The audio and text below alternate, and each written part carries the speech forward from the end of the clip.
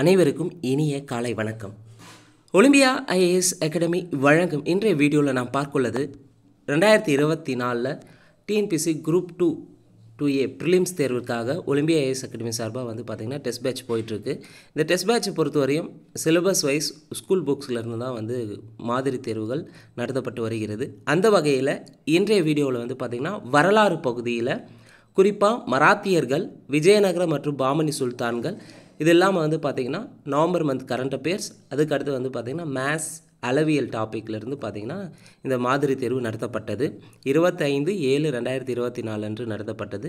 இந்த மாதிரி தேர்வில் நிச்சயமாக மராத்தியர்கள், விஜயநகர மற்றும் பாமனி சுல்தான்களிலிருந்து அப்கமிங்காக வரக்கூடிய குரூப் 2 ப்ரிலிம்ஸ்க்கு பார்த்திங்கன்னா கண்டிப்பாக நம்ம கொஸ்டின் பேப்பர்லேருந்து எதிர்பார்க்கலாங்க. அதனால் வீடியோஸும் முழுமையாக பாருங்கள். இதில் முதல் 50 வினாக்களுக்கான விடை குறிப்புகளை பார்க்கலாம். ஏன்னா எல்லாமே கூற்று காரணம் சரியா தவறா அப்படின்றதுனால கொஞ்சம் கலந்துரையாடல் கொஞ்சம் டெப்த்தாக போகும். அதனால் வீடியோஸை முழுமையாக பாருங்கள். நிச்சயமாக எல்லா போட்டித் தேர்வுகளுக்கும் நம்ம ஒலிம்பியா ஐஏஎஸ் அகாடமி சார்பாக நடத்தக்கூடிய இந்த மாதிரி தேர்வுகள் பயனுள்ளதாக இருக்கும். மேலும் எங்களுடைய வாட்ஸ்அப் குரூப்பில் இணைவதற்கு மேலே இருக்கிற நம்பரை தொடர்பு கொள்ளுங்கள். 8489670372 என்ற நம்பரை வாட்ஸ்அப்பில் நீங்கள் குரூப்பில் ஜாயின் பண்ணிக்கலாங்க. முதல் கேள்வி, பின்வரும் கூற்றுகளை கவனி. 1. வெற்றியின் நகரம் என்று அறியப்படுவது விஜயநகரம். விஜயநகரத்தை வெற்றியின் நகரம் என்று அறியப்படுகிறது. சரி. விஜயநகரம் ஹரியரர், புக்கர் ஆகிய இரு சகோதரர்களால் கர்நாடகத்தின் தென்பகுதியில் நிறுவப்பட்டது. சரி. விஜயநகரம் ஒரு குறிப்பிட்ட காலம் வரை வித்யாரண்யர் நகர் என்று அழைக்கப்பட்டது. இந்த மூன்றாவது கூற்று சரியானா கிடையாது. இது வித்யாரண்யர் பார்த்திங்கன்னா அரியர் புக்கருடைய குரு தான் வித்யாரண்யர். அவருடைய நினைவாக என்னென்னு அழைச்சாங்கன்னா விஜயநகர் வித்யா நகர்னு தான் அழைச்சிருப்பாங்களே தவிர வித்யாரண்ய நகர்னு அழைச்சிருக்க மாட்டாங்க. அப்போ மூன்றாவது கூற்று தவறாக இருக்குது. மேற்கண்ட கூற்றுகள் சரியானது எதுன்னு கேட்டிருக்காங்க. 1, 2 சரி. கேள்வி 2, விஜயநகர அரசுகளை கால முறையில் அமைந்துள்ளதை தேர்ந்தெடு. விஜயநகர அரசை பொறுத்தவரை 4 வம்சங்கள் ஆட்சி புரிந்திருக்கும். 1 சங்கம வம்சம், 2 சாளுவ வம்சம், 3 துளுவ வம்சம், 4 ஆரவீடு வம்சம்னு சொல்லலாம். இந்த 4 வம்சங்கள் தான் விஜயநகர ஆட்சி புரிஞ்சிருக்கும். சங்கம வம்சம் ஆட்சி காலத்தை பொறுத்தவரையும் சங்கம வம்சனாவே 1336 to 1485. இந்த சங்கம வம்சத்தை சேர்ந்தவர் தான் அரியரும் புக்கரும். விஜயநகர ஆட்சி தொடங்கியது 1336 தொடங்கியிருக்கும். அதுக்கடுத்து சாளுவ வம்சம். சாளுவ வம்சனாவே 1485 1505 வரை ஆட்சி புரிஞ்சிருப்பாங்க சாளுவ வம்சம். அடுத்து துளுவ வம்சம். துளுவ வம்சனாவே 1505 1570 துளுவ வம்சம். அதுக்கடுத்து ஆரவீடு வம்சம் 1570 1646 வரை இருந்திருக்கும் விஜயநகர ஆட்சி காலம். துளுவ வம்சம் விஜயநகர ஆட்சி 1336 தொடங்கி விஜயநகர ஆட்சி காலம் 1336 தொடங்கி 1646 ஆண்டுகள் சரி கிட்டத்தட்ட ஒரு 300 ஆண்டுகள் ஆட்சி புரிஞ்சிருப்பாங்க விஜயநகரத்தில் இந்த 4 வம்சங்களும். இதில் சரியானது எதுன்னு பார்த்தீங்கன்னா 4, 3, 2, 1. மூன்றாவது கேள்வி, மதுரா விஜயம் என்ற நூலை எழுதியவர். டிஎன்பிசியில் ஒரு ஃபேமஸான கேள்வி, ரிப்பீட்டடாக கேட்கக்கூடிய கேள்வி. மதுரா விஜயம் என்ற நூலை எழுதுறது யாருன்னு பார்த்தீங்கன்னா கங்காதேவி. கேள்வி 4, பாமனி அரசு எத்தனை முடியரசுகளால் ஆளப்பட்டது? பாமனி அரசு எத்தனை முடியரசர்களால் ஆளப்பட்டதுன்னா 18 முடியரசர்களால் ஆளப்பட்டது. கேள்வி 5, பின்வரும் கூற்றுகளில் தவறானது எது? பின்வரும் கூற்றுகளில் தவறானது எது? 5 கூற்றுகள் இருக்குது, அதில் எது தவறுன்னு பார்க்கலாம். 1, சிருங்கேரி சைவ மடத்தின் தலைவர் வித்யாரண்யர். சரி. சங்கம வம்சத்தின் தலைச்சிறந்த அரசர் 2ஆம் தேவராயர். சங்கம வம்சத்தின் தலைச்சிறந்த அரசர் யார்? 2ஆம் தேவராயர் தான் சரி. 3, தம்மிடம் பணி செய்வதற்காகவும் தம்முடைய படைகளுக்கு நவீன போர் முறைகளில் பயிற்சி அளிப்பதற்காகவும் இஸ்லாமிய வீரர்களை தமது படையில் பணியமர்த்தும் முறையை தொடங்கி வைத்தவர் 1ஆம் தேவராயர்னு இருக்குது. தவறு. ஸோ தம்மிடம் பணி செய்வதற்காகவும் தம்முடைய படைகளுக்கு நவீன போர் முறையில் பயிற்சி அளிப்பதற்காகவும் இஸ்லாமிய வீரர்களை தமது படையில் பணியமர்த்தும் முறையை தொடங்கி வச்சது இரண்டாம் தேவராயர் தான் தொடங்கி வச்சிருப்பார். இரண்டாம் தேவராயர், சங்க வம்சத்தின் தலைச்சிறந்த அரசரான இரண்டாம் தேவராயர் தான் முஸ்லீம்களை வந்து இஸ்லாமிய வீரர்களை வந்து பணியமர்த்தும் முறையை தொடங்கி வச்சிருப்பார். அப்போ மூன்றாவது கூற்று தவறாக இருக்குது. 4, விஜயநகர பேரரசின் திறமைமிக்க படைத்தளபதி சாளுவ நரசிம்மர். விஜயநகர பேரரசின் திறமைமிக்க படைத்தளபதி வந்து சாளுவ நரசிம்மர். சரி.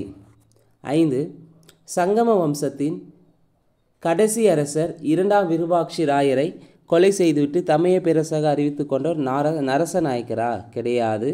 சாளுவ நரசிம்மர் தான் வந்து என்ன பண்ணுவார், சங்க வம்சத்தின் கடைசி அரசரான இரண்டாம் விருபாட்சி ராயரை சாளுவ நரசிம்மர் என்ன பண்ணுறாருனா சங்கம வம்சத்தின் கடைசி அரசர் இரண்டாம் விருபாட்சி ராயரை கொலை செய்துவிட்டு தமைய பேரரசாக அறிவித்து கொண்டிருப்பார். இப்போ தவறு. கேள்வி என்ன கேட்டிருக்காங்க? 5வதுக்கு பின்வரும் கூற்றுகளில் தவறானது எதுன்னு கேட்டிருக்காங்க. அப்போ தவறானதுன்னா 3 மற்றும் 5 தவறாக இருக்குது. கேள்வி 6, பொருந்தாத இணை எதுன்னு கேட்டிருக்காங்க. சங்கம் வம்சத்தை தோற்றுவித்தது பார்த்திங்கன்னா சங்கம் வம்சனாவே அரியரர் புக்கர். சரி. சாளுவ வம்சத்தை தோற்றுவித்தது சாளுவ நரசிம்மர். சரி. துளு வம்சத்தை தோற்றுவித்தது நரச நாயக்கர். சரி. அப்போ முதல் 3 கூற்று சரியாக இருக்கும்போது 4வது கூற்று தான் தவறு. ஆரவீடு வம்சம் தேவராயர்னு இருக்குது. ஆரவீடு வம்சத்தை தோற்றுவித்தது திருமலை தேவராயர். ஆரவீடு வம்சத்தை தோற்றுவித்தவர் யார்? திருமலை தேவராயர்.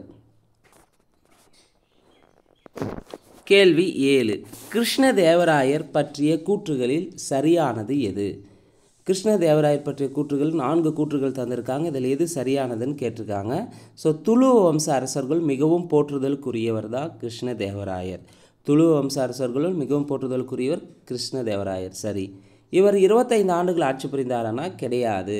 கிருஷ்ணதேவராயரை பொறுத்தவரையும் 20 ஆண்டுகள் வந்து ஆட்சி புரிஞ்சிருப்பார். 20 ஆண்டுகள் 20 இயர்ஸ் வந்து ஆட்சி புரிந்திருப்பார். இவரின் முதல் கட்ட தலையாய பணி வந்து பார்த்திங்கன்னா குல்பர்காவை கைப்பற்றுவதுன்னு தந்திருக்காங்க. கிடையாது. இது வந்து அவருடைய 2வது தலையாய பணியாக இருந்திருக்கும். அப்போது இவருடைய முதல் கட்ட தலையாய பணி என்னென்னா, இவர் ஆட்சி பொறுப்பேற்ற உடனே வந்து பார்த்திங்கன்னா என்ன பிரச்சனை இருக்குன்னா, துங்கபத்ரா நதி பள்ளத்தாக்கு பகுதியில் சுதந்திரமாக செயல்பட்டு வந்த தலைவர்களை அடக்குவது தான் அவருடைய கிருஷ்ணதேவருடைய முதல் கட்ட தலையாய பணியாக இருந்தது. 2வது வந்து குல்பர்காவை கைப்பற்றுவதாக இருந்திருக்கும். இங்கே முதற்கட்ட தலையாய பணி குல்பர்கான்னு தந்திருக்காங்க. அப்போ 3வது கூற்று தவறாக இருக்குது. 4, போர்ச்சுகீசிய பீரங்கி படை வீரர்களின் உதவியுடன் கோல்கண்டா சுல்தானை எளிதாக தோற்கடித்தார். ஸோ போர்ச்சுகீசிய பீரங்கி படை வீரர்களின் உதவியோடு தான் கோல்கண்டா சுல்தான் எளிதாக தோற்கடிச்சிருப்பார் கிருஷ்ணதேவராயர். இப்போ கேள்வி என்ன? கிருஷ்ணதேவராயர் பற்றிய கூற்றுகளில் சரியானது எதுனா, அப்போ சரியானது 1, 4 சரி. இப்போ ரீசெண்டாக இந்த ஆண்டு நடந்த குரூப் 4 கொஸ்டினில் என்ன டிஎன்பிசி தேர்வாக நடத்திய குரூப் 4 தேர்வில் கிருஷ்ணதேவராயர் பற்றி ஒரு கேள்வி கேட்டிருந்தாங்க. என்னென்னா, கிருஷ்ணதேவராயர் எந்த வம்சத்தை சேர்ந்தவர்னு கேட்டிருந்தாங்க. ஸோ நமக்கு தெரியும் துளு வம்சத்தை சேர்ந்தவர் என்று. கேள்வி 8, பொறுத்துக. சங்கம வம்சத்தின் ஆட்சி காலம் 1336 to 1485. அடுத்து சங்கம வம்சம். சாளுவ வம்சத்தின் ஆட்சி காலம் 1485 to 1505. துளு வம்சத்தின் ஆட்சி காலம் 1505 to 1570. ஆரவீடு வம்சனாவே 1570 1646. சரியானோட ஆப்ஷன் சி. கேள்வி 9, பின்வரும் கூற்றுகளில் கிருஷ்ணதேவராயரோடு தொடர்புடையவை எவை? 1, 4 கூற்றுகள் தந்திருக்கிறாங்க. இதில் கிருஷ்ணதேவராயரோடு தொடர்புடைய எவைன்னு பார்க்கலாம். 1, மழைநீரை சேமிப்பதற்காக பெரிய நீர்ப்பாசன குளங்களையும் நீர்த்தேக்கங்களையும் உருவாக்கினார். ஸோ கிருஷ்ணதேவராயர் என்ன பண்ணியிருப்பார்னா, மழைநீரை சேமிப்பதற்காக பெரிய நீர்ப்பாசன குளங்களையும் நீர்த்தேக்கங்களையும் உருவாக்கியிருப்பார். சரி. கோயில்களின் நுழைவு வாயில்களில் கோபுரங்களை நிறுவினார். சரி. ஸோ இவருடைய ஆட்சி காலத்தில் தான் கோயில்கள் நுழைவாயிலில் மிக பெரிய கோபுரங்களெல்லாம் நிறுவியிருப்பார். சரி. அரேபியாவிலிருந்தும் ஈரானிலிருந்தும் பெரும் எண்ணிக்கையிலான குதிரைகளை இறக்குமதி செய்தார். கிருஷ்ணதேவராயர் ஆட்சி காலத்தில் தான் அரேபியா ஈரான்லேருந்து பெரும் எண்ணிக்கையிலான குதிரைகளை இறக்குமதி செஞ்சிருப்பார். சரி.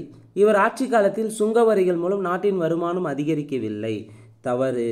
ஸோ கிருஷ்ணதேவராயருடைய ஆட்சி காலத்தில் தான் சுங்க வரிகள் மூலம் வந்து நாட்டினுடைய வருமானம் அதிகரிச்சிருக்கும். இப்போ 4வது கூற்று தவறாக இருக்குது. கேள்வி வந்து தொடர்புடையது வந்து எது சரினா 1, 2, 3 அவருடைய தொடர்புடையதாக உள்ளது.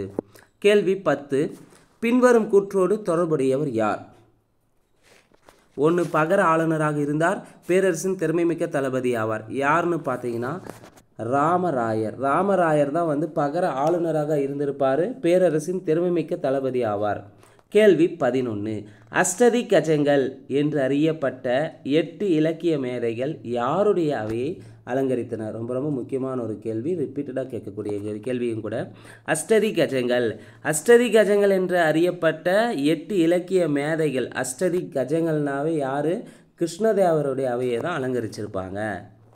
கேள்வி 12. ராட்சச தங்கடி என்று அறியப்பட்ட தலைக்கோட்டை போர் நடைபெற்ற ஆண்டு எப்பொழுது? ராட்சச தங்கடி என்று அறியப்பட்ட தலைக்கோட்டை போர் நடைபெற்ற ஆண்டு 1565. ராட்சச தங்கடி தலை என்று அழைக்கப்பட்ட தலைக்கோட்டை போர் நடைபெற்ற ஆண்டு 1565. கேள்வி 13. விஜயநகர அரசு இறுதியாக வீழ்ச்சி அடைந்த ஆண்டு. விஜயநகர அரசு கடைசியாக வீழ்ச்சி அடைந்தது 1646. 1336 தொடங்கி விஜயநகர ஆட்சி காலம் 1646 46 முடிஞ்சிருக்கும். கேள்வி 14. விஜயநகர பேரரசின் அரசமைப்பை ஏறு வரிசையில் சரியாக அமைந்துள்ளதை தேர்ந்தெடு. அப்போ விஜயநகர பேரரசை வந்து ஏறு வரிசையில் அமைக்கணும்னா ஃபஸ்ட்டு கீழே இருந்து போகணும். அப்போது கிராமங்களில் வந்து பார்த்திங்கன்னா ஸ்தலங்கள்னு சொல்லுவோம். வட்டங்கள் பல வட்டங்கள் சேர்ந்து நாடுகளாக நாடுகள்னால் மாவட்டங்கள் சொல்லலாம், மாவட்டங்கள் சேர்ந்தது மண்டலம்னு சொல்லலாம், மாநிலம், இந்த மாநிலம் சேர்ந்து பேரரசுன்னு சொல்லுவாங்க. ஸோ விஜயநகர பேரரசுனாவே பொறுத்தவரை பேரரசு கீழே வந்து பார்த்திங்கன்னா மண்டலம் இருக்கும். மண்டலத்துக்கு கீழே வந்து பார்த்திங்கன்னா மாவட்டம் இருக்கும். மாவட்டத்துக்கு கீழே வந்து பார்த்திங்கன்னா வட்டம் இருக்கும். வட்டத்துக்கு கீழே வந்து கிராமங்கள் இருக்கும். அப்போ கிராமம், வட்டம், மாவட்டம், மண்டலம் பேரரசுன்னு சொல்லலாம். அல்லது கிராமம், ஸ்தலங்கள், நாடுகள், மண்டலங்கள்னு சொல்லலாம், மாநிலங்கள்னு சொல்லலாம். சரியான விடை ஆப்ஷன் பாம்பே. ரொம்ப ரொம்ப முக்கியமானது கூட, ரிப்பீட்டடாக கேட்குறாங்க. இந்த மாதிரி கேள்வி தான் இப்போ ரீசெண்டாக கேட்குறாங்க. சரியான வரிசையை தேர்ந்தெடு, கால வரிசையில் அமைந்துள்ளதை தேர்ந்தெடுன்னு தான் கேட்குறாங்க, பார்த்துக்கோங்க. கேள்வி 15. விஜயநகர பேரரசர்கள் டேஸ் என்னும் பெயரில் அதிக எண்ணிக்கையிலான தங்க நாணயங்களை வெளியிட்டிருக்காங்க. விஜயநகர பேரரசர்கள்னாவே எதன் பெயரில் வந்து அதிக எண்ணிக்கையிலான தங்க நாணயத்தை வெளியிட்டிருப்பாங்கன்னா வராகன் என்ற பெயரில் தான் வந்து அதிக அளவு தங்க நாணயத்தை வெளியிட்டிருப்பாங்க. வராகன்னா பன்றியினுடைய முத்திரையை குறிப்பிடும். கேள்வி 16. விஜயநகர பேரரசு ஆட்சி காலத்தில் போர்த்துகீசிய கட்டுமான கலைஞர்களின் உதவியுடன் மிக பெரும் ஏரி கட்டப்பட்டதாக குறிப்பிட்டவர் யார்? விஜயநகர பேரரசு ஆட்சி காலத்தில் போர்ச்சுகீசியர்களுடைய கட்டுமான கலைஞர்கள் உதவியோடு ஹெல்ப்போடு என்ன பண்ணியிருக்காங்கன்னா மிகப்பெரிய ஏரியை கட்டியிருப்பாங்க அப்படின்னு சொன்னது யாருன்னு பார்த்தீங்கன்னா பாரசீக கலைஞரான அப்துல் ரசாக் தான் குறிப்பிட்டிருப்பார். கேள்வி 17. பொருந்தாத இணை எதுன்னு கேட்டிருக்காங்க. பட்டு வந்து சீனாவிலேருந்து தான் இறக்குமதி செஞ்சாங்க. சரி. வாசனை பொருட்கள் பார்த்திங்கன்னா மலபார் பகுதியிலேருந்து தான் இறக்குமதி செய்யப்பட்டது. சரி. விலையுயர்ந்த ஆபரண கற்கள் வந்து பர்மாவில் தான் இறக்குமதி செஞ்சாங்க. ஸோ இது மூணுமே வந்து பார்த்திங்கன்னா இறக்குமதி செய்யப்பட்ட பொருட்களில் வரும். இது வந்து கில்டுகள் என்பது தொழில்சார் அமைப்புகளோடு இருந்தது. இந்த மூணோடு இது பொருந்தவில்லை. ஆனால் இந்த கில்டுகள்னால் தொழில்சார் அமைப்புகளை குறிப்பிடும். சரி. ஆனால் பட்டு, வாசனை பொருள், விலையுயர்ந்த பொருட்களெல்லாம் இறக்குமதி செஞ்சுருப்பாங்க. இங்கே வந்து இது ஒரு தொழில்சார் அமைப்பை தந்திருக்காங்க. அப்போ பொருந்தாத இணை வந்து டெல்லி தான். கேள்வி 18. பொறுத்துக. ஜாம்பவதி கல்யாண நூல் வந்து பார்த்திங்கன்னா யார் எழுதியிருப்பார்னா கிருஷ்ணதேவராயர் தான் எழுதியிருப்பார். இந்த நூல் வந்து எந்த மொழியில் எழுதப்பட்டது? அதுதான் ரொம்ப ரொம்ப முக்கியமானது. ஜாம்பவதி கல்யாணம், ஆமுக்கிய மாலதா, உஷாபரணி இது எல்லாத்தையும் கிருஷ்ணதேவராயர் எழுதியிருப்பார். ஆனால் இங்கே ஜாம்பவதி கல்யாண நூல் எந்த மொழியில் எழுதப்பட்டதுன்னு கேட்டால் அது சமஸ்கிருத மொழியில் எழுதப்பட்டது. ஆமுக்த மால்யதா வந்து பார்த்திங்கன்னா தெலுங்கு மொழியில் எழுதியிருப்பார். ஸோ இது ஆமுக்த மால்யதானா என்னென்னா தான் அணிந்த பின்னர் கொடுப்பவர் என்று பொருள். இது தெலுங்கு காவியம்னு சொல்லலாம். அதே ஜாம்பவதி கல்யாணம் வந்து சமஸ்கிருதத்தில் எழுதப்பட்ட நாடகம். அப்போ ஜாம்பவதி கல்யாணம், ஆமுக்ய மால்யதா எழுதந்து யார்? கிருஷ்ணதேவராயர். அடுத்து பாண்டுரங்க மகாமாத்தியம் என்ற நூல் எழுதந்து யார்? தெனாலி ராமகிருஷ்ணா தான் எழுதியிருப்பார். பாண்டுரங்க மகாமாத்தியம். பாமணி அரசு தோற்றுவிக்கப்பட்ட ஆண்டு 1347. அப்போ சரியானது ஆப்ஷன் பாம்பே தான் சரி. கேள்வி எண் 19. விஜயநகர பேரரசு ஆட்சி காலத்தில் தூண்களில் செதுக்கப்பட்டுள்ள விலங்குகளில் அதிகம் இடம்பெற்றுள்ளது. ஸோ அவங்க விஜயநகர ஆட்சி காலத்தை பொறுத்தவரையும் தூண்களில் அதிகமாக எந்த விலங்கை வந்து பயன்படுத்தியிருப்பாங்கன்னா குதிரை விலங்கை தான் பயன்படுத்தியிருக்காங்க. கேள்வி 20. அலாவுதீன் ஆசன் பாமன் ஷா அலாவுதீன் ஆசன் பாமன் ஷா தமது தலைநகரை எங்கு மாற்றினார்? அலாவுதீன் ஆசன் பாமன் ஷா பார்த்திங்கன்னா தனது தலைநகரை வந்து குல்பர்காவுக்கு மாற்றிருப்பார். அலாவுதீன் ஆசன் பாமன் ஷா தன்னுடைய தலைநகரை வந்து குல்பர்காவுக்கு மாற்றிருப்பார். கேள்வி 21. 1368 வாரங்கல் அரசரோடு 1368 வாரங்கல் அரசோடு போரிட்டதின் மூலம் கோல்கண்டா கோட்டை, பச்சை கலந்த நீலவண்ண கற்களால் செய்யப்பட்ட சிம்மாசனம் உட்பட பெரும் செல்வத்தை இழப்பீடாக பெற்றவர் யார்? 1368 வாரங்கல் அரசோடு போரிட்டதன் மூலமாக பார்த்தீங்கன்னா கோல்கண்டா கோட்டை, பச்சை கலந்த நீலவண்ண கற்களால் செய்யப்பட்ட சிம்மாசனத்தை பெரும் இழப்பீடாக வந்து பெற்றவர் யார்னா முதலாம் முகமது ஷா. கேள்வி 22 ரொம்ப முக்கியமானது, ரிப்பீட்டடாக கேட்கக்கூடியது, கண்டிப்பாக எழுதி வச்சுக்காங்க. இபன் பத்துதா எந்த நாட்டைச் சேர்ந்தவர்? இபன் பத்துதா மொராக்கோ நாட்டைச் சேர்ந்தவர். அப்துல் ரசாக் பாரசீக நாட்டைச் சேர்ந்தவர். நிகிட்டின் ரஷ்ய நாட்டைச் சேர்ந்தவர். டொமிங்கோ பயஸ் வந்து பார்த்திங்கன்னா போர்ச்சுகல் நாட்டைச் சேர்ந்தவர். டொமிங்கோ பயஸ் போர்ச்சுகல் நாட்டைச் சேர்ந்தவர். நூனிஸ் இத்தாலி நாட்டைச் சேர்ந்தவரும் நிக்கோலா டி கோண்டியும் இத்தாலி நாட்டைச் சேர்ந்தவர் தான். இபன் பத்துதா மொராக்கோ நாட்டைச் சேர்ந்தவர். அப்துல் ரசாக் பாரசீக நாட்டைச் சேர்ந்தவர். நிக்கிட்டின் ரஷ்ய நாட்டு பயணி. டொமிங்கோ பயஸ் போர்ச்சுகல் பயணி. நூனிஸும் நிக்கோலா கோண்டியும் இத்தாலி நாட்டு பயணி. ரொம்ப முக்கியமானது, ரிப்பீட்டடாக கேட்குறாங்க, பார்த்துக்கோங்க. இங்கே சரியான விடை ஆப்ஷன் சி. கேள்வி 23 பின்வரும் கூற்றுகளில் சரியானது எது? 1. பாமினி அரசிற்கு வலுவான ஒரு அடித்தளத்தை அமைத்து கொடுத்தவர் முதலாம் முகமது ஷா. பாமினி அரசிற்கு வலுவான ஒரு அடித்தளத்தை அமைத்து தந்தது யாரு? முதலாம் முகமது ஷா தான் தந்திருப்பார். சரி. குல்பர்காவில் 2 மசூதிகளை கட்டியிருப்பார் முதலாம் முகமது ஷா. குல்பர்காவில் 2 மசூதிகளை கட்டியிருப்பார் முதலாம் முகமது ஷா. தனது நேரத்தின் பெரும்பகுதியை தமது அரசவையை பண்பாட்டு கல்விமயமாக மாற்றுவதில் செலவிட்டார் இரண்டாம் முகமது. தனது நேரத்தின் பெரும்பகுதியை தமது அரசவையை பண்பாட்டு கல்விமயமாக மாற்றுவதில் செலவிட்டார் இரண்டாம் முகமது. அப்போது பின்வரும் கூற்றில் சரியானது எதுனா 1, 2, 3 சரியாக உள்ளது. கேள்வி 24 பொறுத்துக. பாமினி அரசில் இருந்த பல்வேறு அலுவலர்கள் அவர்களுடைய பணிகள் சார்ந்த கேள்விதான். வக்கீல் உல் சல்தானா என்பவர் யார்னா அரசருக்கு அடுத்த நிலையில் துணை அதிகாரியாக செயல்பட்டவர் தான் வக்கீல் உஸ் சல்தானா. பேஷ்வானா யார்னா பிரதம மந்திரியோடு இணைந்து செயல்பட்டவர் தான் பேஷ்வான்னு சொல்லுவாங்க. வசிரி குல் யார்னா ஏனைய அமைச்சர்களின் பணிகளை மேற்பார்வையிட்டவர். வசிரி குல் என்பவர் யார்? ஏனைய அமைச்சர்களின் பணிகளை மேற்பார்வையிடுபவர். அமீரி ஜூம்லானா நிதியமைச்சரை குறிக்கும். நிதியமைச்சரை குறிக்கும். ஸோ சரியான விடை 4, 3, 1, 2.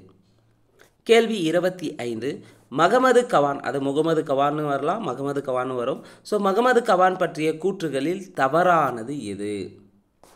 இவர் பிறப்பால் பாரசீகரான இவர் இஸ்லாமிய கோட்பாடுகளிலும் பாரசீக மொழியிலும் கணிதத்திலும் பெரும்புலமை பெற்றவராயிருந்தார்.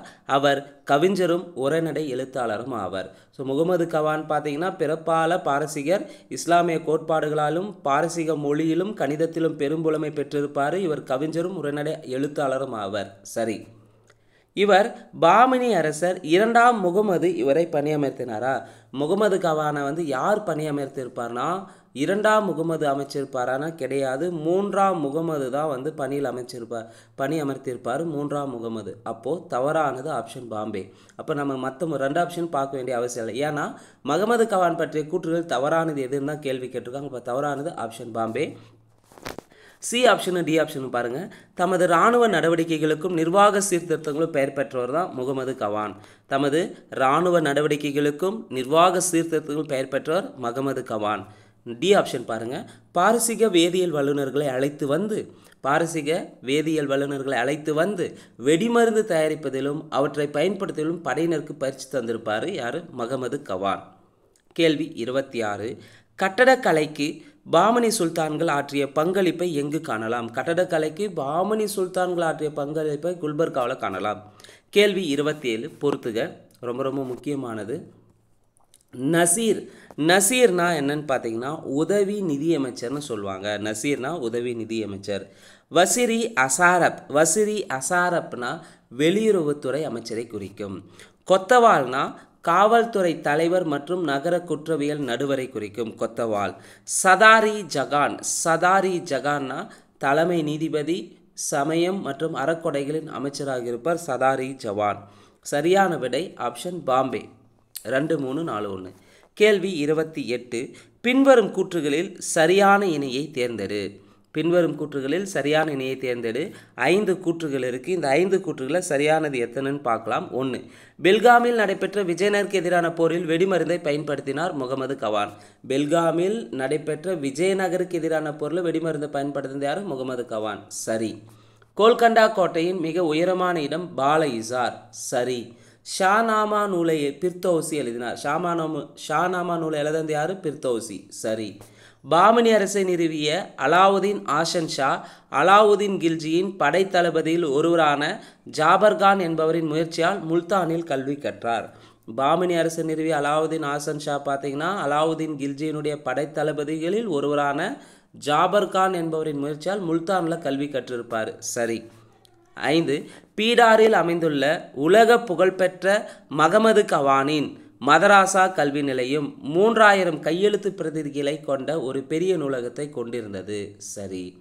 அப்போது முகமது கவானுடைய மதராசா கல்வி நிலையம் எங்கே இருக்குன்னா பீடாரில் அமைஞ்சிருக்கு. இது உலக புகழ்பெற்ற ஒரு கல்வி நிலையம். இதில் 3000 கையெழுத்து பிரதிகளை கொண்டுள்ளது. ஸோ அப்போது எத்தனை இணை சரியாக இருக்குன்னா 5 இணைகளும் சரியாக உள்ளன. கேள்வி 29. பாமணி அரசில் சிறந்த மொழியறிஞராகவும் கவிஞராகவும் விளங்கியவர் யார்? பாமினி அரசில் சிறந்த மொழியறிஞராகவும் கவிஞராக விளங்கியவர் சுல்தான் பெரோஸ். கேள்வி 30.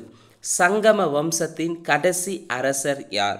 சங்கம வம்சத்தின் கடைசி அரசர் 2ஆம் விருபாக்ஷ ராயர். சங்கம வம்சத்தின் கடைசி அரசர் 2ஆம் விருபாக்ஷ ராயர். கேள்வி 31. கூற்று காரணம். கூற்று: இந்தியாவில் விஜயநகர அரசின் இராணுவம் அச்சுறுத்தக்கூடியதாக இருந்தது. சரி. காரணம்: விஜயநகர இராணுவம் பீரங்கி படை மற்றும் குதிரைப்படையை கொண்டிருந்தது. ஸோ காரணம் மற்றும் கூற்று சரி. கேள்வி 32. பின்வரும் கூற்றுகளை கவனி. 4 கூற்றுல எது தவறானதுன்னு கேட்டிருக்காங்க. பின்வரும் கூற்றுகளை கவனி, மேற்கண்ட கூற்றுகள் தவறானது எதுன்னு கேட்டிருக்காங்க. 4 கூற்று என்னன்றதை பார்க்கலாம். முதல்ல, கொரில்லா போர் முறைகளுக்கு, அதாவது மறைந்திருந்து தாக்குதல் தலைவராக இருந்தவர் ஷாஜி பான்ஸ்லேன்னு தந்திருக்காங்க. கொரில்லா போர் முறைகளுக்கு மறைந்திருந்து தாக்குதலுக்கு தலைவராக இருந்தது ஷாஜி பான்ஸ்லேவா? கிடையாது. இவர் சிவாஜியின் அப்பா தான் ஷாஜி பான்ஸ்லே. யாருன்னா சிவாஜி தான் தலைவராக இருந்திருப்பார் கொரில்லா போர் முறைக்கு. இப்போ முதல் கூற்று தவறாக இருக்குது. 2. தக்கான முழுவதிலும் மராத்தியர்கள் சவுத் சர்தேஷ்முகி ஆகிய வரிகளை வசூலிக்க உரிமையை பெற்றிருந்தனர். சரி. 3. 16ஆம் நூற்றாண்டில் பீஜப்பூர், அகமது நகர் சுல்தான்கள் மராத்தியர்களை தங்கள் குதிரைப்படையில் பணியமர்த்தினர். 16ஆம் நூற்றாண்டில் பீஜப்பூர், அகமது நகர் சுல்தான்கள் தான் மராத்தியர்களை தங்களுடைய குதிரைப்படையில் பணியமர்த்திருப்பாங்க. சரி. துக்காராம் ராம்தாஸ் ஆகியோர் சிவாஜியின் வாழ்வின் மீது கணிசமான செல்வாக்கு செலுத்தினர். துக்காராம் ராம்தாஸ் ஆகியோர் பார்த்தீங்கன்னா சிவாஜியின் வாழ்வின் மீது கணிசமான செல்வாக்கு செலுத்தினர். சரி. மேற்கண்ட கூற்றுகளில் தவறானது எதுன்னு கேட்டிருக்காங்க. தவறானது 1 மட்டும் தவறாக இருக்குது. கேள்வி 33. சிவாஜி பிறந்த ஆண்டு எப்பொழுது? சிவாஜி பிறந்தது 1627 பிறந்திருப்பார். கேள்வி 34. சிவாஜி முதலில் எந்த கோட்டையை கைப்பற்றுவதில் வெற்றி பெற்றார்? சிவாஜி பார்த்தீங்கன்னா ஃபஸ்ட்டு ஆட்சி பொறுப்பேற்ற கிட்டத்தட்ட 18, 19ன்னு இருக்கும். 7th புக்கில் 18 வயசுன்னு இருக்கும். அதே 11th ஹிஸ்ட்ரியில் பார்த்தீங்கன்னா 19 வயசுன்னு தந்திருப்பாங்க. ஸோ எது தராங்க பார்த்துக்காங்க. சிவாஜி முதல்ல எந்த கோட்டையை கைப்பற்றியிருப்பார்னா கோண்டுவானா கோட்டையை கைப்பற்றியிருப்பார். 2வது தோர்னா கோட்டையை கைப்பற்றியிருப்பார். 3வது ரெய்கார் கோட்டை, 4 புரந்தர் கோட்டையை கைப்பற்றியிருப்பார். சிவாஜி முதலில் எந்த கோட்டையை கைப்பற்றுவதில் வெற்றி பெற்றார்னா கோண்டுவானா கோட்டை. கேள்வி 35. பின்வரும் கூற்றுகளில் சரியானது எது? ஸோ 4 கூற்றுகள் எது சரின்னு பார்க்கலாம். சிவாஜியின் பாதுகாவலரான தாதாஜி கொண்டதேவ் 1649 இயற்கை எழுதினார். சிவாஜியின் பாதுகாவலர் தாதாஜி கொண்டதேவ் 1649 இறந்தார். சரி. மாவாலி காலாட்படை வீரர்களே சிவாஜியின் படையின் வலிமையாக திகழ்ந்தனர். சரி. சிவாஜி மராத்திய தலைவர் சந்திரராவ் மோர் என்பாரிடமிருந்து சிவாஜி பார்த்தீங்கன்னா மராத்திய தலைவரான சந்திரராவ் மோர் என்பர்கிட்ட ஜாவாலியை 1656 கைப்பற்றியிருப்பார். சரி. சிவாஜி பீஜப்பூரின் குறிப்பிடத்தகுந்த தளபதியான அப்சல் கானை 1659 கொன்றார். சிவாஜி பார்த்தீங்கன்னா பீஜப்பூருடைய குறிப்பிடத்தகுந்த தளபதியான அப்சல் கானை 1659 கொலை செஞ்சிருப்பார். சரி. ஸோ அனைத்துமே சரி 35க்கு. 36வது கேள்வி, சிவாஜியை அழித்தொழிக்கவும் பீஜப்பூரை இணைக்கவும் டேஸ் எனும் ரஜபுத்திர தளபதியின் தலைமையின் கீழ் முகலாய படையொன்றை அவுரங்கசீப் அனுப்பி வைத்தார். சிவாஜியை அழித்தொழிக்கவும் பீஜப்பூரை இணைக்கவும் டேஸ் எனும் ராஜபுத்திர தளபதியின் தலைமையின் கீழ் முகலாய படையொன்றை அவுரங்கசீப் அனுப்பி வைத்தார். யாருடைய தலைமையில்னு பார்த்தீங்கன்னா ராஜா ஜெய்சிங் தலைமையில். கேள்வி 37, பின்வரும் கூற்றுகளில் சரியானது எது எவைன்னு கேட்டிருக்காங்க. 1. சத்ரனா குடை, பதினா தலைவன் அல்லது பிரபு என்னும் சமஸ்கிருத சொல் அரசன் அல்லது பேரரசு என்பதற்கு இணையானது. இச்சொல்லை மராத்தியர்கள் குறிப்பாக சிவாஜி பயன்படுத்தினார். சரி. சிவாஜி முதல் முறையாக 1664 சூரத்தை கொள்ளையடித்தார். இரண்டாவது முறையாக 1670 மீண்டும் சூரத்தை கொள்ளையடிச்சிருப்பார். சரி. சிவாஜி ஃபஸ்ட் டைம் வந்து பார்த்தீங்கன்னா 1664 சூரத்தை கொள்ளையடிச்சிருப்பார். மீண்டும் 1670 வந்து சூரத்தை ரெண்டாவது முறையாக கொள்ளையடிச்சிருப்பார். சரி. 1674 ஜூன் 6 1674 ஜூன் 6 வந்து பார்த்தீங்கன்னா ரெய்கார் கோட்டையில் முடிசூட்டு விழாவில் சத்ரபதி எனும் பெயரை சூட்டி கொண்டார். சரி. சிவாஜி 1681 இயற்கை எழுதினார்னுக்கு இது தப்பு. சிவாஜி வந்து பார்த்தீங்கன்னா லாஸ்ட் கூற்று 4வது கூற்று மட்டும் தவறாக இருக்குது. 1680 தான் வந்து இயற்கை எழுதியிருப்பார். சிவாஜி 1627 பிறந்து 1680 தான் இயற்கை எழுதியிருப்பார். இங்கே 81 இருக்குது. அப்போ 4வது கூற்று தவறாக இருக்குது. அப்போது பின்வரும் கூற்றுகளில் சரியானது எது எவைன்னு கேட்டிருக்காங்க. அப்போ சரியானது 1, 2, 3 சரி. கேள்வி எண் 38, பொருந்தாத இணை எதுன்னு கேட்டிருக்காங்க. ஸோ இந்த 4 ஆப்ஷனில் எது பொருந்தாதன்னு பார்க்கலாம். 1. சவுத் என்பது மொத்த வருமானத்தில் 4/1 பங்கு பாதுகாப்பு கட்டணமாக மக்கள் செலுத்த வேண்டும். சவுத் என்றது ஒரு மராத்தியர் காலத்தில் வசூலிக்கப்பட்ட வரி தான் சவுத் என்பது. அப்போது மொத்த வருமானத்தில் 4/1 பங்கு வந்து பாதுகாப்பு கட்டணமாக வசூலிச்சிருப்பாங்க மக்கள்கிட்டேருந்து. சரி. சர்தேஷ்முகி என்பது 10/1 பங்கு. சர்தேஷ்முகினா 10/1 பங்கு அரசருக்கான கட்டணமாக மக்கள் செலுத்த வேண்டும். சரி. இரண்டாவது கூற்று சரியாக இருக்குது. கிராமங்கள் தேஷ்முக் என்பவர்களால் நிர்வகிக்கப்பட்டது. சரி. கிராம தலைவர் குல்கர்னி என்ற பெயரில் இருந்தார். மராத்தியர்கள் காலத்தில் வந்து கிராம தலைவர் குல்கர்னி என்ற பெயரில் இருந்தாரனா கிடையாது. கேள்வி என்ன பொருந்தாத இணைன்னு கேட்டாங்க. அப்போ பொருந்தாதது ஆப்ஷன் டெல்லி. இங்கே கிராம தலைவர் வந்து மராத்தியர்கள் ஆட்சி காலத்தில் பட்டேல்னு சொன்னு அழைச்சிருப்பாங்க. கிராம தலைவரை பட்டேல்னு சொல்லுவாங்க. இந்த பட்டேலுக்கு உதவியாக இருந்தவர் தான் குல்கர்னி. இந்த குல்கர்னி யாருன்னு பார்த்தீங்கன்னா ஆவண காப்பாளராக இருந்திருப்பார். கேள்வி 39, அஷ்டபிரதான் என்ற 8 அமைச்சர்களை கொண்ட அவை யாருடைய அவையை அலங்கரித்தன? அஷ்டபிரதான் வந்து பார்த்தீங்கன்னா சிவாஜியினுடைய வந்து அவையை அலங்கரிச்சிருப்பாங்க. சத்ரபதி சிவாஜியினுடைய அவையை அலங்கரித்தது அஷ்டபிரதான். அஷ்டபிரதான்னா சிவாஜி. அது அஷ்டதிக் கஜங்கள்னு வந்தால் கிருஷ்ணதேவராயர் வந்து ஆட்சி புரிஞ்சிருப்பார். கிருஷ்ணதேவராயர் அவையை வந்து அலங்கரித்தது அஷ்டதிக் கஜங்கள். பிரதான்னாவே வந்து சிவாஜியுடைய அவையை வந்து அலங்கரிச்சிருப்பாங்க. கேள்வி 40, பொறுத்துக. பந்த்பீரான் பேஷ்வா, அமத்யா மஜும்தார், சுர்னாவிஸ் சச்சிவ், வாக்கிய நாவிஸ்ன்னு சொல்லுவாங்க. இது வந்து அஷ்டபிரதான அவை. சிவாஜியினுடைய அவையில் இருந்த 8 அமைச்சர்கள். இங்கே பந்த்பீரான் பேஷ்வானா யாரை குறிக்குன்னா பந்த்பீரான் அல்லது பேஷ்வா என்பது பிரதம அமைச்சரை குறிக்கும். அமத்யா அல்லது மஜும்தார் யாரை குறிக்குன்னா நிதி அமைச்சரை குறிக்கும். சுர்னாவிஸ் அல்லது சச்சிவ்னா யாரை குறிக்குன்னா சுர்னாவிஸ் சச்சிவ்னா வந்து செயலரை குறிக்கும். செயலரை குறிக்கும். வாக்கிய நாவிஸ் வந்து உள்துறை அமைச்சரை குறிக்கும். ரொம்ப ரொம்ப முக்கியமானதும் கூட. ஸோ சரியானுடைய ஆப்ஷன் ஏ. கேள்வி 41, கவி கலாஷ் யாருடைய குடும்ப அர்ச்சராக இருந்தார்? கவி கலாஷ் வந்து பார்த்தீங்கன்னா சாம்பாஜியினுடைய குடும்ப அர்ச்சராக இருந்தார். கேள்வி 42, பொருந்தாத இணை எதுன்னு கேட்டிருக்காங்க. 4 ஆப்ஷன் எது பொருந்தாதுன்னு பார்க்கலாம். ஷாகு என்பதன் பொருள் நேர்மையானவர். சரி. முதல் பேஷ்வா பாலாஜி விஸ்வநாத். சரி. ஷாகு இறப்பு 1750ன்னு தந்திருக்காங்க. ஷாகு இறந்தது 1749. அப்போ பொருந்தாத இணை ஆப்ஷன் சி. ஷாகு எப்போ இறந்திருப்பார்? 1749. அதே டி ஆப்ஷன் பாருங்கள். பேஷ்வாக்களின் வருவாய்த்துறை நிர்வாகம் காம விஸ்தார்னு சொல்லலாம். சரி. கேள்வி 43. பொருத்தமற்றதை தேர்வு செய்க. பாலாஜி விஸ்வநாத், பாஜிராவ், பாலாஜி பாஜிராவ், ரகுஜி போன்ஸ்லே. இதில் பொருத்தமற்றது எதுனா ஆப்ஷன் டி, ரகுஜி போன்ஸ்லே. இவர் வந்து மராத்திய படைத்தளபதியாக இருப்பார். அதே இது பாலாஜி விஸ்வநாத் வந்து பாஜிராவ், பாலாஜி பாஜிராவெல்லாம் பேஷ்வாக்கள் வருவாங்க, முதல் 3 பேரும். ரகுஜி போன்ஸ்லே மராத்திய படைத்தளபதியில் வருவார். ஸோ பொருத்தமற்றது ஆப்ஷன் டெல்லி. கேள்வி 44. பொறுத்துக. சரி நௌபத் அல்லது சேனாதிபதி ரொம்ப ரொம்ப முக்கியமானது. சரி நௌபத் சேனாதிபதினா யாரை குறிக்குன்னா தலைமை தளபதியை குறிக்கும். சுமந்த் அல்லது துபீர் என்றது யாரை குறிக்குன்னா சுமந்த் அல்லது துபீர்னா வெளியுறவுத்துறை அமைச்சரை குறிக்கும். நியாயதீஷ்னா தலைமை நீதிபதியை குறிக்கும். பண்டிட் ராவ்னா தலைமை அர்ச்சகரை குறிக்கும். சரியான விடை ஆப்ஷன் சி. கேள்வி 45. பொருந்தாத இணை எது? பொருந்தாத இணை எது வந்து பார்த்திங்கன்னா மராத்திய குடும்பங்கள். குறிப்பாக வந்து இந்த கேள்வி வந்து முக்கிய மராத்திய குடும்பங்கள், மொத்தம் வந்து 5 முக்கிய மராத்திய குடும்பங்கள் இருக்கும்.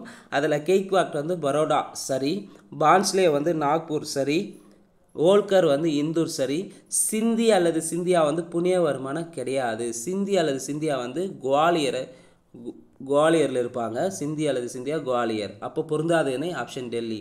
புனே யாருன்னு வரும் பார்த்தீங்கன்னா புனே வந்து பேஷ்வாக்கள் ஆட்சி புரிந்த இடம் வந்து புனேன்னு சொல்லலாம். அப்போ இது வந்து முக்கிய மராத்திய குடும்பங்கள். 5 மராத்திய குடும்பங்கள் இருக்கும். கெய்க்வாட்னா பரோடா, பான்ஸ்லேனா நாக்பூர், ஓல்கர்னா இந்து, சிந்து அல்லது சிந்தியானா குவாலியரில் இருப்பாங்க. பேஷ்வா வந்து புனேவை குறிக்கும். இங்கே பொருந்தாதது ஆப்ஷன் டெல்லி. கேள்வி 46. முகலாயர்களுக்கு எதிராகவும் ஹைதராபாத் நிஜாமுக்கு எதிராகவும் மிக பெரும் மராத்திய இராணுவ நடவடிக்கையை மேற்கொள்ள விரும்பிய பேஷ்வா யார்? முகலாயருக்கு எதிராகவும் ஹைதராபாத் நிஜாமுக்கு எதிராகவும் மிக பெரும் மராத்திய இராணுவ நடவடிக்கை மேற்கொள்ள விரும்பிய பேஷ்வா பாஜிராவ். கேள்வி 47. புனே நகரமே தலைநகர் என்றும் சத்தாரா அன்று என்றும் முடிவு செய்த பேஷ்வா யார்? புனே நகரமே தலைநகர் என்றும் சத்தாரா அல்ல என்றும் முடிவு செய்தவர் பாலாஜி பாஜிராவ். கேள்வி எண் 48. தம்மை மகாராஷ்டிரத்தின் அரசன் எனவும் ஏனைய தக்கான பகுதிகளில் தலைவன் எனவும் பேரரசர் ஷாகுவை அங்கீகரிக்க வைப்பதில் வெற்றி பெற்றவர் யார்? தம்மை மகாராஷ்டிரத்தின் அரசன் எனவும் ஏனைய தக்கான பகுதிகளுக்கு தலைவன் எனவும் பேரரசர் ஷாகுவை அங்கீகரிக்க வைப்பதில் வெற்றி பெற்றவர் பாஜிராவ். கேள்வி 49. குஜராத் மற்றும் மாலவத்தை முகலாய ஆதிக்கத்திலிருந்து விடுபட அவர்களுக்கு எதிராக போரை அறிவித்தவர் யார்? குஜராத் மற்றும் மாலவத்தை முகலாய ஆதிக்கத்திலிருந்து விடுபட அவர்களுக்கு எதிராக போரை அறிவித்தவர் பாஜிராவ். கேள்வி 50. கால வரிசைப்படி நிகழ்வுகளை வரிசைப்படுத்துகன்னு கேட்டிருக்காங்க. கால வரிசைப்படி நிகழ்வுகளை வரிசைப்படுத்துக. 1. சிவாஜி தம் பாதுகாவலர் இறந்தவுடன் சுதந்திரமான அரசரானார். இது எப்போ நடந்திருக்குன்னா 1649 நடந்திருக்கும். பாலாஜி பாஜிராவ் அரச பதவி ஏற்றார். அரச பதவி ஏற்றது பாலாஜி பாஜிராவ் 1740. சிவாஜியின் தந்தை இருந்தவுடன் ஜாவாலின் மீது படையெடுத்தார். எப்போ படையெடுத்திருப்பார்னா 1656 படையெடுத்தார். பாலாஜி விஸ்வநாத் பேஷ்வாக பொறுப்பேற்றார் 1713. முதல் பேஷ்வா வந்து பாலாஜி விஸ்வநாத் தான் பொறுப்பேற்றிருப்பார் 1713. அப்போ கால வரிசைப்படி எது சரியாக அமைஞ்சிருக்குன்னு பார்த்தீங்கன்னா 1, 3, 4, 2.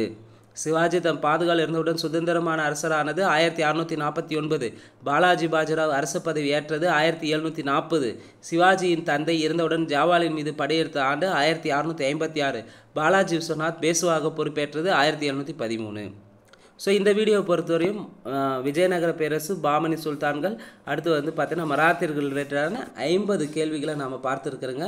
ஸோ இதனுடைய ரிமைனிங்கை வந்து அடுத்த வீடியோவில் பார்க்கலாம். இந்த வீடியோ உங்களுக்கு பிடிச்சிருந்தால் லைக் பண்ணுங்கள், கமெண்ட் பண்ணுங்கள். மறக்காமல் டிஎன்பிஎஸ்சி எக்ஸாமுக்கு ப்ரிப்பேர் பண்ணுற உங்கள் ஃப்ரெண்ட்ஸ்க்கு ஷேர் பண்ணுங்கள். மேலும் இந்த வீடியோவில் இருக்கிற கொஸ்டின்ஸை நீங்கள் டெஸ்ட் போட்டு பார்க்க விருப்பம் இருக்கிறவங்க 8489670372 என்ற நம்பருக்கு வாட்ஸ்அப் பண்ணுங்கள். கண்டிப்பாக வந்து ஒலிம்பியா ஐஏஎஸ் அகாடமி சார்பாக நடத்தக்கூடிய ஒவ்வொரு மாதிரி தேர்வும் அடுத்தடுத்து வரக்கூடிய எல்லா எக்ஸாமுக்கும் பயனுள்ளதாக இருக்கும். நன்றி, வணக்கம்.